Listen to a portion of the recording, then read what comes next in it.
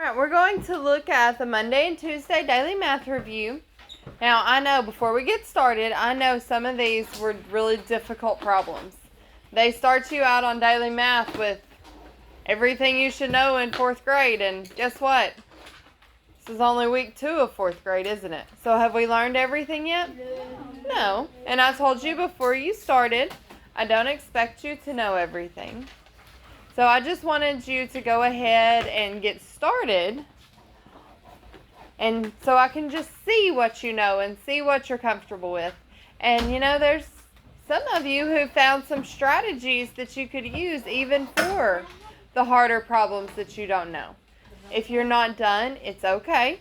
I want everybody paying attention so that we can go over this together and you can see.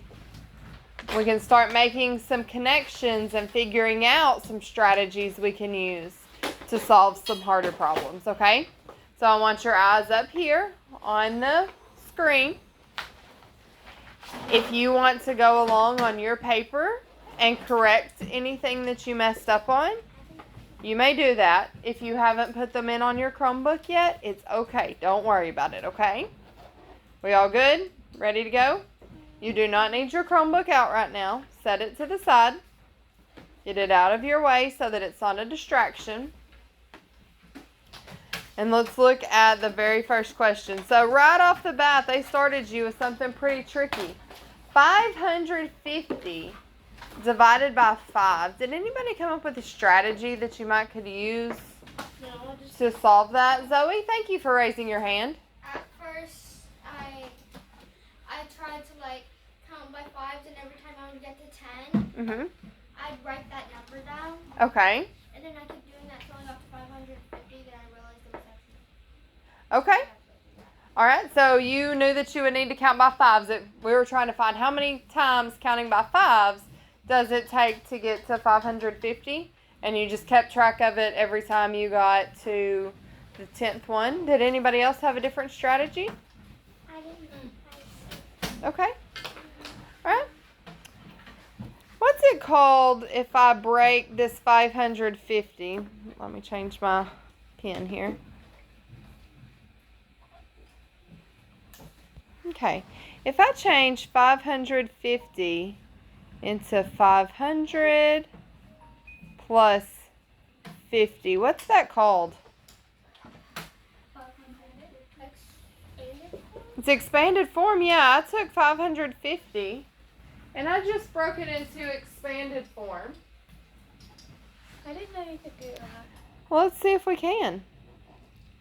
So I've got 550 and I still need to divide that by 5. What if I did 500 divided by 5? And then I did 50 divided by 5. Can I break that apart that way? Yeah, I can. Do those look like a little bit easier numbers to work with? Yeah. What is 500 divided by 5? Yeah, 500 divided by 5 is 100. What's 50 divided by 5? 10. What do I need to do to those two numbers, 100 and 10? What was it? Add them together.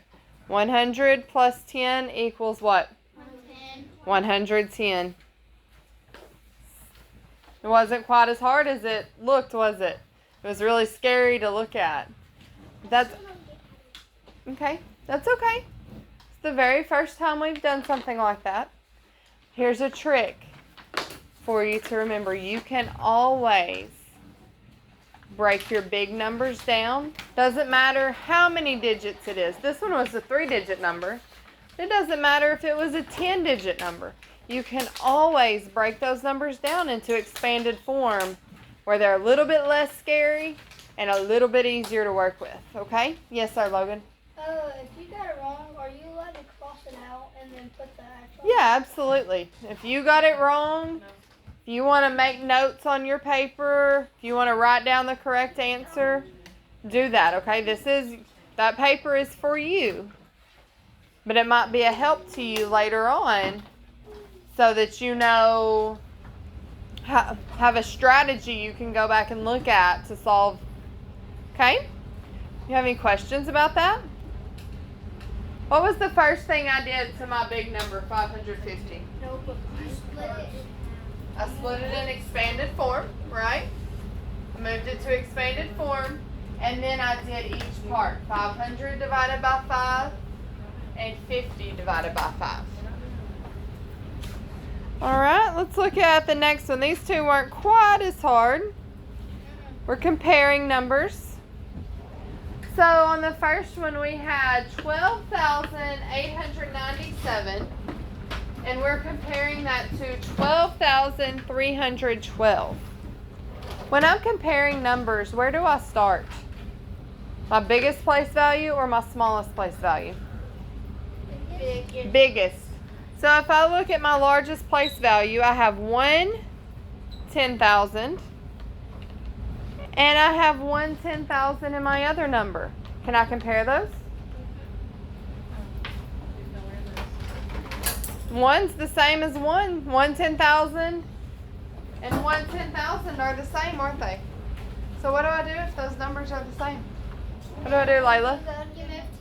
Move down to the next one. Now I have 2 in the thousands place and 2 in the thousands place. Still the same. So what do I do? Go to the next one. Go on to the next one. So I'm going to my hundreds. Now I have 8 hundreds and 3 hundreds. Now can I compare them? Yes. Yeah. 8 and 3 aren't the same number. Which one's bigger? 8. 8 is greater than. So we would use the greater than symbol. 12,897 is greater than 12,312 because 800s is more than 300s. Okay. Let's look at the next one. 4,209 and 4,089.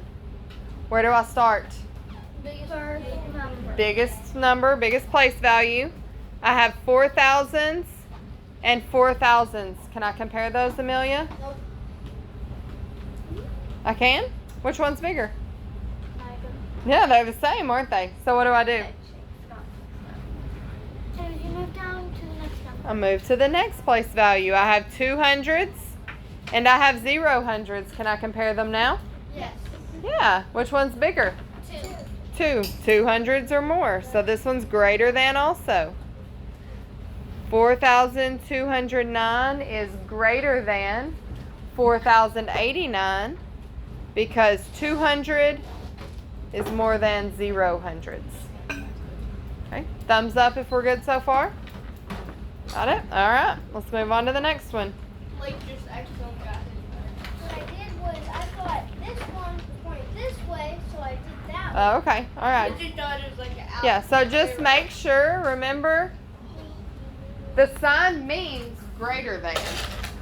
But remember that if you think about it like an alligator mouth, like you were taught when you were younger, Yes. it wants to eat the most fish. So just remember that way. But we're going to make sure as we go through and actually do our lessons on comparing numbers that we use the right terminology, the right vocabulary words. Because now you're 4th graders and so you have, now we've got to start using a little more advanced words. So we'll work on that, okay? All right, let's go on to the next one.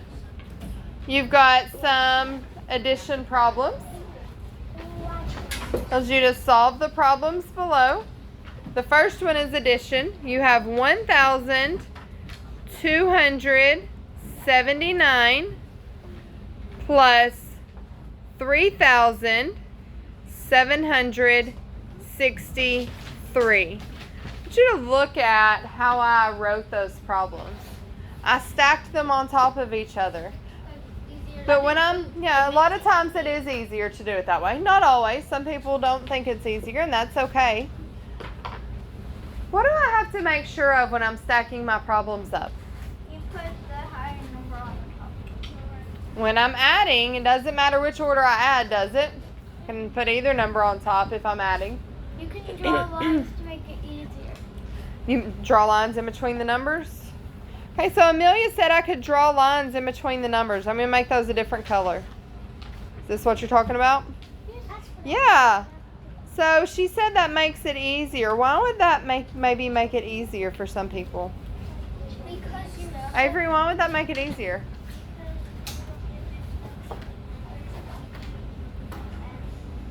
Yeah. I've got to make sure I add the same place values with the same place value. I have to make sure my ones are added together, and my tens are added together, my hundreds are added together, and my thousands are added together. So let's add now that we've got that taken care of. Where do I start? The least number. The smallest place value, which is the ones. So I have 9 plus 3. What is 9 plus 3, Jackson? 9 plus 3 equals 12. Okay, so what do I do? You add the 1 on top of 7. Okay, what do I do with the 2? You Just a second, sweetheart. put it under 9 plus 3. Yeah, that 2 goes into my ones place value, and I'm going to move the 1 up to the tens. Okay, so now I have 1 plus 7 plus 6. I noticed that if I put this 1 and the 6 together, that makes 7. Then I have a doubles. I have 7 plus 7, which is 14. So I put the 4 down here. What do I do with that 1? Put it in the hundreds. I'm going to regroup it over to the hundreds. Now I have 1 plus 2 plus 7. I know 1 and 2 makes 3. And 3 plus 7 makes... What is 3 plus 7? 10. Very good. I'm going to put my 0. Then put it in the thousands. Regroup the 1 to the thousands. 1 plus 1 plus 3 is... 4. 1 plus 3 makes 4, and I have 1 more, so 5. My answer is 5,042. Good. Me too. All right. I did it. Very good. All right, let's do our next one. The second problem, we've got a subtraction problem. 1,028 minus 392. So I'm going to write that vertically. 1,028. Then I have 392. Do I put 392 here like this? Is that right, Ariana? No. Yes. That's not right, is it? What do I do? Yeah, I've got to move that 3 underneath the 0 because those are both the hundreds place value. Remember we talked just a minute ago about making sure our place values are lined up? That problem is a perfect example. So let's make our lines like we did in the other one. That made it a little bit easier to see where we were working. All right. Where do I start, Amelia? You start at the 1. Start at the ones. So I have 8 minus 2, which is 6. Okay. Then I move over to my tens. I have 2 minus 9. If I have 2, can I take 9 away? No. You gotta go over to the thousands. Why do I have to go to the thousands, Kinley? Yeah, I don't have any hundreds to regroup from. So I'm going to have to come and take one of those thousands. Bring it to the hundreds. And I'm going to bring it to the hundreds. How many hundreds does it take to equal this 1,000 that I'm borrowing? 10. So that 0 becomes a 10. Does that help me in my tens place? Yeah. Now can I subtract? No. That doesn't help me yet, does it? So what do I have to do now, Zoe? You have to subtract 10 minus 3, which would equal. Well, am I ready to do that? No, never mind. You have to add. You have to put. You have to add the tens. But look, Yeah. I've got 2 minus 9? You gotta. Oh, you have to take away. You have to take some from the 10 borrow. and then put it. Is your name Zoe? Yeah. Okay. You have to borrow from the 10s and then put it. You have to borrow from the Yeah. 100s plus to put it in the 10s. You're exactly right. I'm going to take one of these hundreds. So now I have 9 hundreds left. I'm going to regroup it to my 10s. So now I have the 10 that I regrouped plus the 2 I already had. Now can I subtract, Connor? Yeah. Okay. So tell me what to do next. You take 9 from 12. Okay. And what is 9 from 12? 3. 3. Then you can subtract the 10s. Okay. 3 from 9. Okay. Which is? 6. 6. Okay. Anything else? I don't have any thousands left. So my answer is 636. All right. Are we good on those? Okay. Let's go on to the next one. That one was easy. Okay, good. All right. So we have a pattern here. And it says, which arrangement comes next? So in the first one, I have one column with 3 rows. Then I have 2 columns with 3 rows. Then I have 3 columns with 3 rows going across.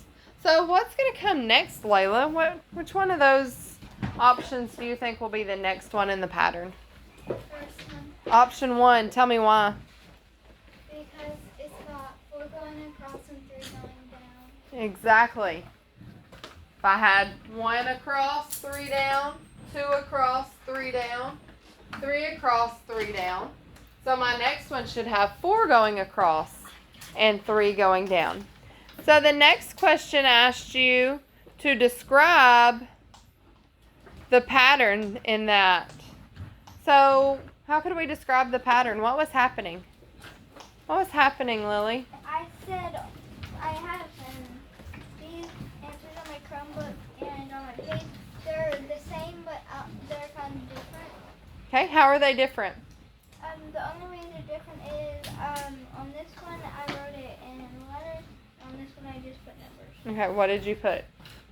On here I put it's counting by 3. Okay, it is counting by 3s. It's getting bigger by 3 every time because there's 3 in the row.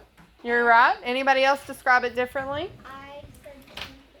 Okay, what else did you say? I said counting by 3s and it's going littlest to biggest. Okay. So it's getting bigger as we go across. Okay, Zoe?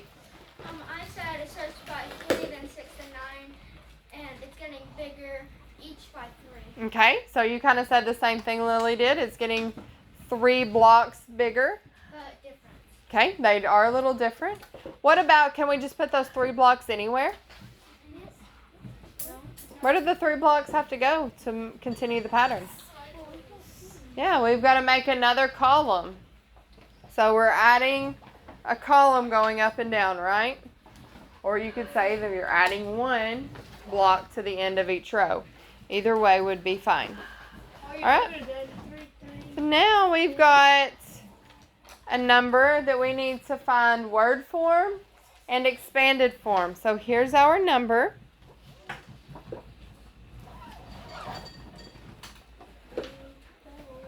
What does word form mean? That it's written in words. It's written in words. When we say a number in word form, we write it out just the same way that we would say it. So what is this number right here? Logan, what is this number? 3,512. Very good. 3,512. Which one of those options is the correct one? The first, second, or third one? First. The first one. 3,000. Do you notice there's a comma after the word thousand? Just like there is when we write the number. That helps us keep it separated. 3,512. How do I put that number in expanded form, Becca?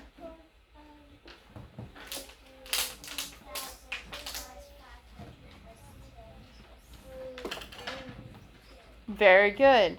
When we write it in expanded form, we write the value of each digit. So 3,000 plus 500. Oops, making the wrong one. 3,000 plus 500 plus 10 plus 2. It's the second choice. I know, I accidentally messed up too. Okay. Questions so far?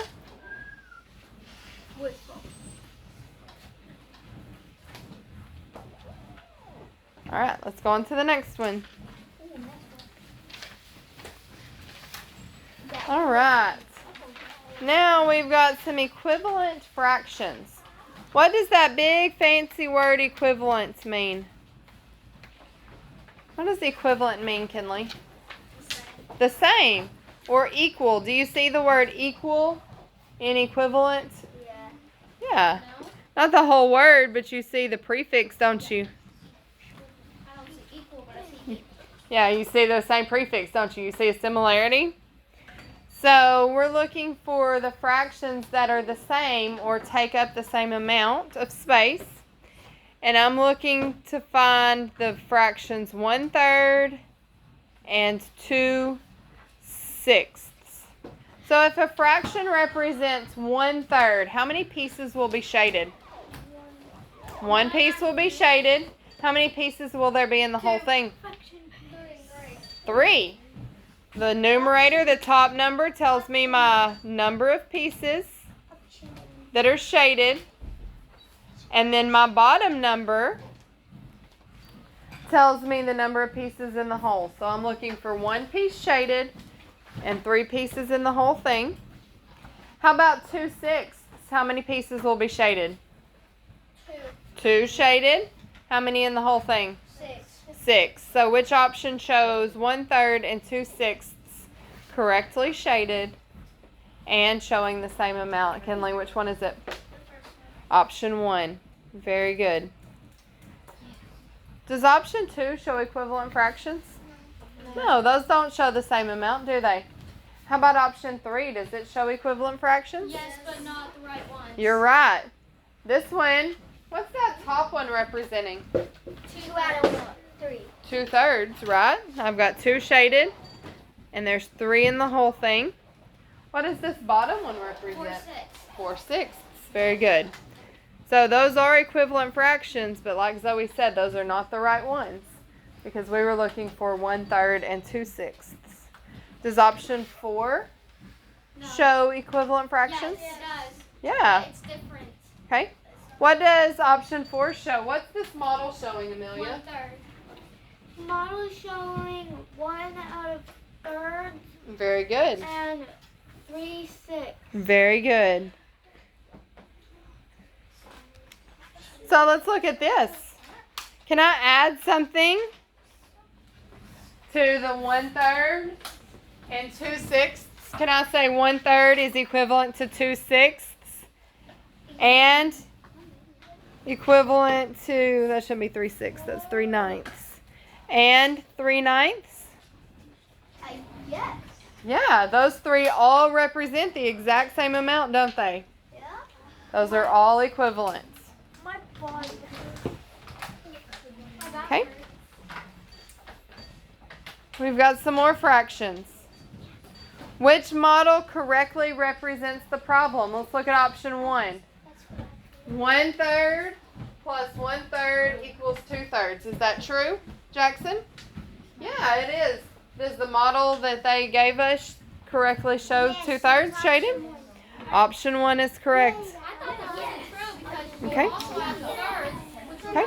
Don't you add the thirds too? All right, so let's talk about this. Boys. That was a very good question. So let's imagine this picture as a pizza. Pizza. Okay? Pie. All right, so I've got a pizza and I split it into 3 equal pieces. Zoe eats 1 of the third size pieces. And Layla eats 1/3 of the pizza. How much have they eaten together? 2/3. They've eaten 2 of the third size pieces, haven't they? Does the size of my piece change? No. No, the size of my pieces don't change. So the denominator or the bottom number that has to be the same when we start adding or subtracting, and it stays the same. Okay? What's wrong with option 2? It says 1/3 plus 1/3 equals 1/3. That doesn't make sense. Yeah, 1/3 plus 1/3 is 2/3. We just proved that on the other problem. Okay, what's wrong with option 4? It says 2 out of 3 plus 1 out of 3 equals 2. No, they didn't add to it, did they? They ended with the same thing they started with. They didn't add the other thirds. What would 2/3 plus 1/3 equal? 3/3. 3/3. A whole pizza. Which would be the whole entire thing shaded. Okay?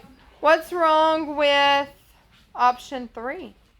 It says 1/3 plus 3/3 equals 2/3, and yet the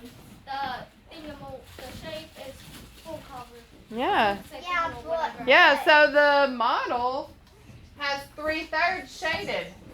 But it doesn't have the other third. So that would be more than a whole, wouldn't it? I know a way to make that question right. You do? Change the 2 out of 3 to the 3 out of 3. You're right. If we switch those two around, 1/3 plus 2/3 does equal 3/3. You're right. All right. Is everybody good on that one? All right. Let's go on to the next one. This is something we're going to do a lot in 4th grade. This is multiplication using an area model. Very confusing. And area models are really, really important. So I want you to make sure that I have your full attention right now, okay? All right. So what is area? Area is the opposite of perimeter. It's not exactly the opposite of perimeter. It's the We do inside. use them together. What is it, Zoe? Inside of the perimeter. Yeah, it's the inside. It measures the amount of space inside a shape. So remember when we did the division problem a few minutes ago and we split that multi-digit number into expanded form? We can do the same thing when we multiply to make things a little bit easier. So let's just look at just the equation right now. 6 times something, we don't know what that something is yet, do we? Equals 894. So now let's match our model to what we have.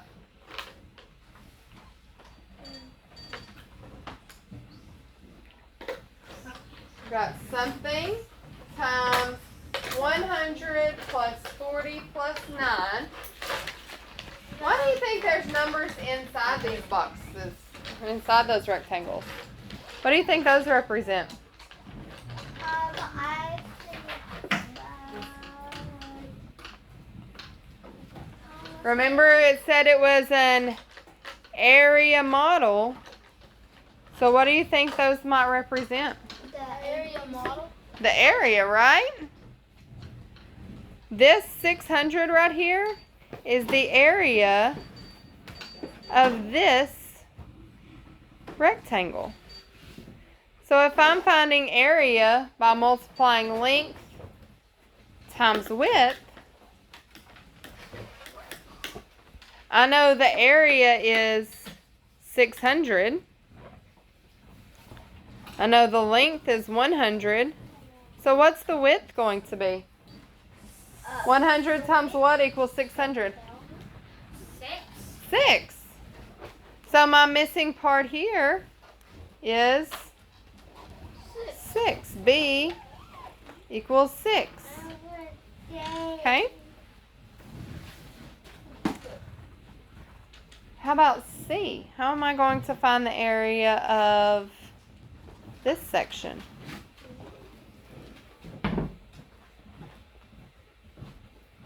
How will I find the area of that? I don't know the area this time. They didn't give that to us. So we've got to find it. Do I know the length? What's the length of this section? 40. What is it? 40. 40. What's the width? This side. It's going to be the same as this. Oh, and we just found that was 6, didn't we? So to find the area in part C, I'm going to multiply the length, which is 40, times the width, which is 6. What's 40 times 6? 46. Not 46, that's adding. Let's multiply 40 times 6. Is it 240? It sure is. 4 times 6 is 24. And we're getting 10 times bigger, so we're adding a 0 at the end. That's what I did. So very good. So C is equal to 240. Okay? And they already gave us the area of this section. 9. The length is 9. Times the width is 6. 9 times 6 equals 54. So we already know that. If I add all these areas together, 600 plus 240 plus 54. We'll get you 894. No, 809. Yes, 894. Yeah, 894. That's what our answer was in our original problem, wasn't it? So we found B was 6. Go ahead and mark that. Found B equals 6. We've got C, which is 240. We found that a minute ago. How in the world are we going to find A? What are we going to add?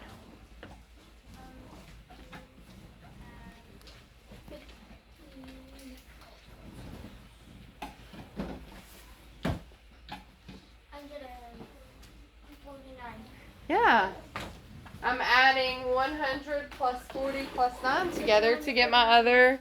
149. Very good. Okay. So, an area model, this one was a little bit backwards, and we certainly won't start by working backwards. But we'll start with problems like this, 6 times 149, and we'll break that out into expanded form and use that to help us multiply. Yes, ma'am? Later, it's at the very end of the day, right before recess. All right, we've got just a couple more problems. Let's get these taken care of. Yay. My back hurt. Select the diagram and answer that matches this problem. There were 21 adults in line at a theater. That is 3 times the number of children in line. How many children were in line? All right, so let's think about that. There were 21 adults in line. So I'm going to circle those numbers. 21 adults. That is 3 times the number of children. So I'm going to multiply, or I'm going to box those because that's the key words. And my question is, how many children were in line? So let's practice what we did yesterday. Looking at the problem and taking that to make an equation. So there were 21 adults in line. I'm going to put my 21 down. That is, what does that word is tell me? Equal sign. So 21 is or equals 3. I'm writing that down. Times the number of children. So that tells me I'm going to multiply. I don't know how many children there were. That's what I'm trying to find out. So now I've got a multiplication problem set up. 21 equals 3 times something. Can I turn that around to a division problem where my missing number or my unknown is by itself? Is 21 divided by 3 equals something the same as 21 equals 3 times 7. something? Yeah, and both of those, my answer is what, Zoe? You just said it. 7. 3 times 7 is 21. So 21 divided by 3 is 7. I got this wrong. Okay? So we know how many children were there? 7. There are 7 children in line. That's what we were trying to find out. So let's look and see which one of our answers are correct. Option 1 says there are 7 adults in line. Is that true? That's not true because it already told us there were 21 adults in line. So I know that can't be correct. Okay. Then on option 2, it says there are 7 children in line. Is that true? We found that was true, didn't we? Okay. Let's look at our model and see if it's correct. Here it says 28 divided by 4 equals 7. They've made 4 groups of 7 adults. So can that one be true? No, because it has an extra group. So it's not going to be that. Alright. Next we have 35 divided by 5 equals 7. But it's showing there's still 7 children in line. Is that one right? No. We didn't have 35 adults in line. We only had 21 adults in line. Option 4 shows 3 groups of 7, which makes 21. 21 divided by 3 equals 7. So there are 7 children in line. Is that one correct? Yes, option 4 is the correct answer. Alright, I know that was a lot today, and I know those were kind of tricky. Some of them had to learn a few new things. We're going to keep working, and you're going to get more and more comfortable with those as we go along, okay? Any questions? Alright.